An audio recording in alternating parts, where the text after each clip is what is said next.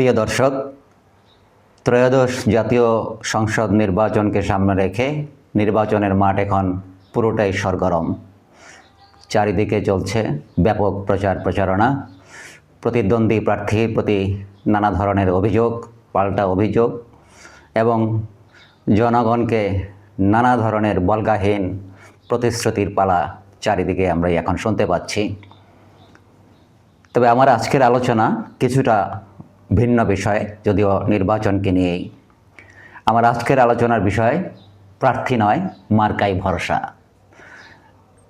বিএনপির চেয়ারম্যান জনাব তারেক রহমান যখন ত্রয়োদশ জাতীয় সংসদ নির্বাচনে দলীয় সংসদীয় প্রার্থীদের মনোনয়ন ঘোষণা করেন, সে সময় তিনি এই গুরুত্বপূর্ণ বক্তব্যটি দিয়েছিলেন। তিনি বলেছিলেন, আমরা প্রার্থীর উপরে নয়, নির্বাচনী প্রতীকের উপর ভরসা রাখতে চাই। আজ আমরা আলোচনা করব মূলত এই কৌশল তাদের নির্বাচনী ফলাফলকে কিভাবে প্রভাবিত করবে এবং এর মাধ্যমে দেশের জন্য কিভাবে দক্ষ ও যোগ্য আইন প্রণেতা পাওয়া সম্ভব। আমরা মনে করি এই বক্তব্যের গভীর রাজনৈতিক ও প্রাসঙ্গিক তাৎপর্য রয়েছে। এটি শুধু একটি নির্বাচনী কৌশলই নয়, এটি একটি বড় রকমের রণকৌশলগত শিফট বা পরিবর্তন হিসাবে আমরা দেখতে পারি। বিএনপি দীর্ঘদিন থেকে একটি সমস্যায় ভোগ করছিল বা ভুগছিল। যেমন সংগঠনের নেতৃত্বের একটি বড় অংশ জেলে ছিল বা পালিয়েছিল, বলা যায় পালিয়ে থাকতে বাধ্য হয়েছিল শেখ হাসিনা সরকারের আমলে নানা রকম নির্যাতনা এবং নিপীড়নের ভয়ে বা কারণে। অন্যদিকে স্থানীয় পর্যায়ে শক্তিশালী, জনপ্রিয় বা স্বাধীন ব্যক্তিত্ব সম্পন্ন অনেক নেতা হয় দলে নেই, নয়তো তাদের উপর কেন্দ্রীয় নেতৃত্বের পূর্ণ নিয়ন্ত্রণ নেই। এই অবস্থায় প্রার্থী নয় প্রতীক বলা মানে হলো দলীয় আনুগত্য ও শৃঙ্খলাকে ব্যক্তিগত জনপ্রিয়তা বা মেধার উপর প্রাধান্য দেয়া। এটি একটি বার্তা, আপনি যেই হন, আপনি ধানের শীষ প্রতীকেই ভোট দিন, প্রার্থী হিসাবে আমি কে সেটা গৌণ। এটি দলকে একদিকে সমন্বিত, কেন্দ্রীভূত এবং কৌশলগত পরিচালনা বা প্রচারণা চালাতে সাহায্য করবে, যেখানে প্রতিটি প্রার্থী দলীয় ইশতেহার ও নির্দেশনা অনুসরণ করে চলবেন বলে তারা মনে করছেন বা বিএনপির কেন্দ্রীয় নেতৃত্ব মনে করছেন। তবে প্রশ্ন হচ্ছে, নির্বাচনী ফলাফলের দিক থেকে এই কৌশল কতটা কার্যকর হতে পারে বিএনপির জন্য। এটাকে বলা যেতে পারে এক ধরনের ডাবল এজড সোর্ড বা দুইধারী তলোয়ার, যেটা দিয়ে এদিকেও কাটে সেদিকেও কাটে।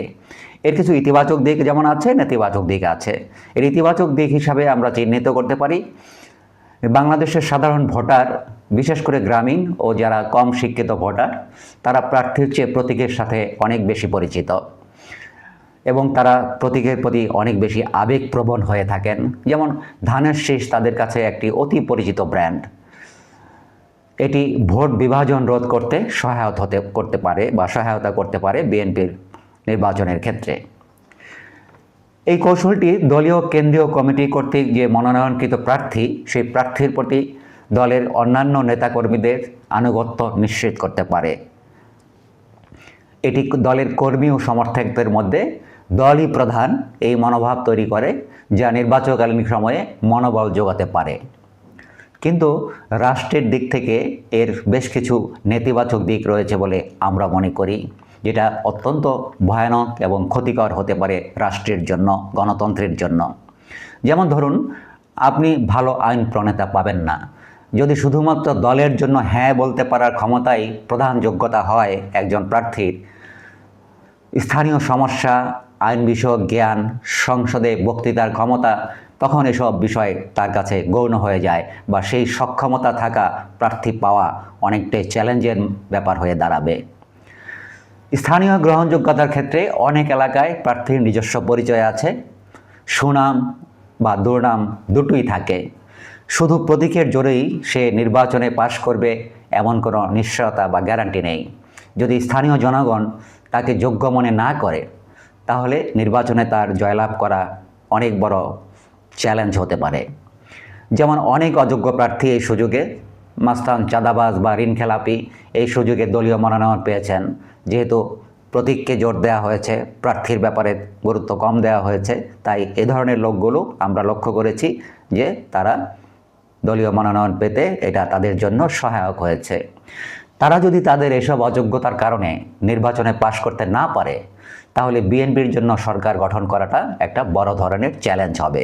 বিশেষ করে বিএনপির সামনে জামাতের যে একটা শক্ত অবস্থান আমরা লক্ষ্য করছি বা চারিদিকে আলোচনা করছি, জামাত এবং ইসলামী দলগুলোর যে জোট তৈরি হয়েছে, সেখানে বিএনপির জন্য তারা প্রধান বাধা হয়ে দাঁড়াতে পারে।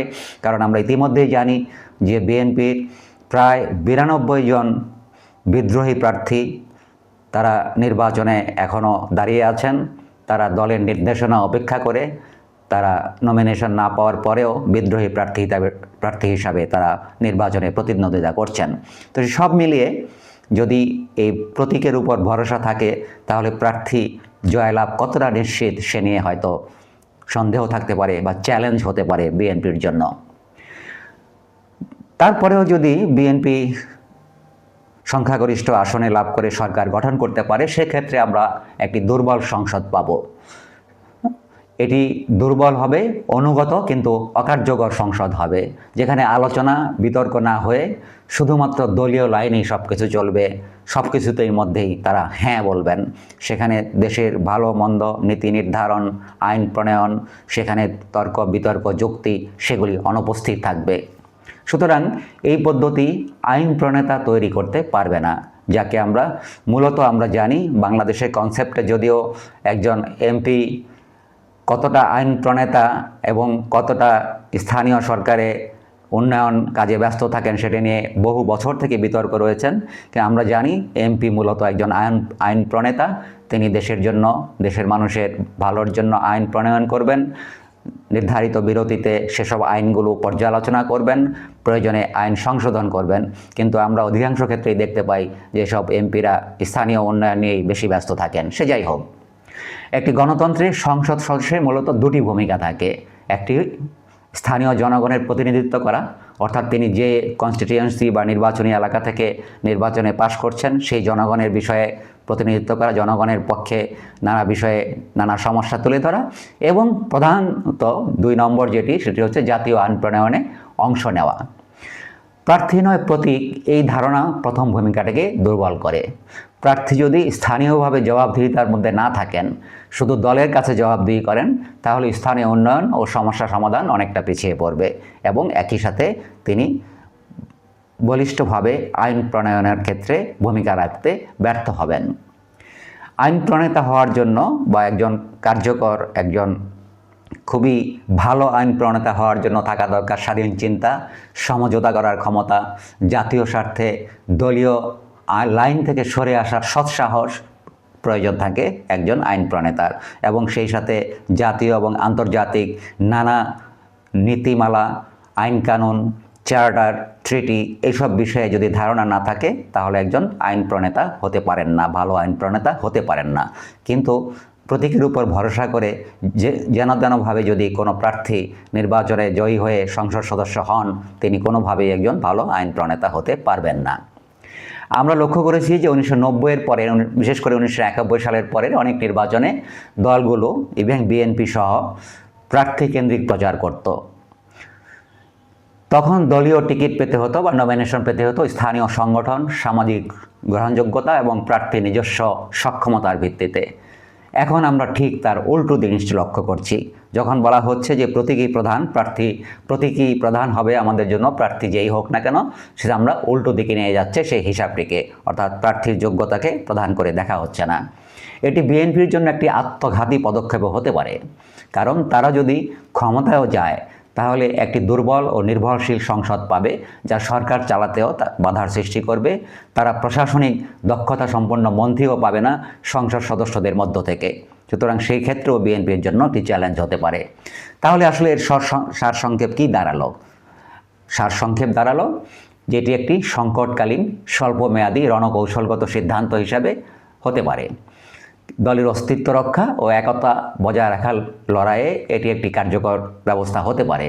কিন্তু আলটিমেটলি দেশ ও গণতন্ত্রের যে দীর্ঘমেয়াদী স্বার্থ, সেই স্বার্থের জন্য এটি অনেকাংশেই ক্ষতিকর হতে পারে বলে আমি মনে করি। এটি সংসদকে দুর্বল করবে এবং প্রকৃত প্রতিনিধিত্বমূলক যে রাজনীতি, সেই রাজনীতিকে হুমকির মুখে ফেলবে। এর মাধ্যমে তারা ভোট পেতে পারে, কিন্তু ভালো সংসদ সদস্য তারা পাবে না। একটি দল হিসাবে এটি হয়তো তাদের টিকিয়ে রাখার কৌশল, কিন্তু জাতি হিসাবে এটি আমাদের গণতান্ত্রিক প্রতিষ্ঠানগুলোর জন্য অনেক বেশি ক্ষতিকর হবে বলে আমি মনে করি। প্রিয় দর্শক, আপনাদের কাছে প্রশ্ন, আপনারা কি শুধু প্রতীকের জোরেই ভোট দেবেন, প্রতীক দেখেই ভোট দেবেন, নাকি প্রার্থীর মেধা, সততা ও সক্ষমতার দিকেও নজর দেবেন? আপনি কি মনে করেন তারেক রহমানের এই যোগ্য প্রার্থী থিওরি নির্বাচনে বড় কোনো পরিবর্তন আনবে, নাকি প্রতীকের জোরেই মানুষ ভোট দেবে? আপনার মূল্যবান মতামত আমাদেরকে জানাতে পারেন কমেন্টের মাধ্যমে। সবাইকে ধন্যবাদ।